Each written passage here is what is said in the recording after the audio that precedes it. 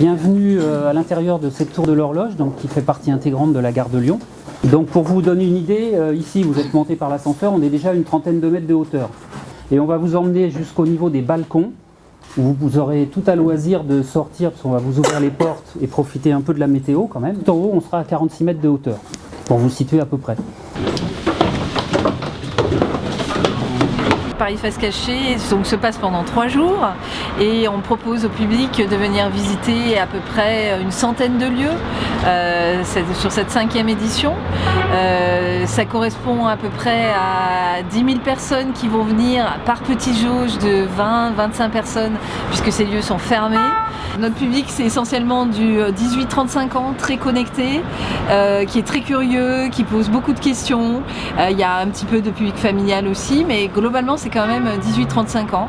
Et c'est vrai qu'il faut être un peu tenace pour avoir ses places, car comme ce sont des petites jauges, donc je leur explique sans cesse, mais du coup, on ne peut pas ouvrir des lieux pour 100 à 200 personnes. À partir d'ici, on est sur la partie ancienne. Vous faites un bond en arrière de près de 50 ou 60 ans.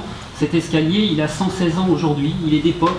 Il a donc des habitants qui connaissent la gare de Lyon de l'extérieur et qui pour une fois veulent en découvrir justement cette face cachée pour voir comment ça fonctionne, comment se situent notamment et positionner ces 4 cadrans d'horloge. Donc il y a l'aiguille des minutes qui est la plus grande, qui fait 3,80 m et 36 kg. Et puis l'aiguille des heures que vous apercevez ici, qui fait 2,80 m et 26 kg. Les fonctions d'une tour, c'est de donner l'heure, mais il y a surtout une fonction ornementale.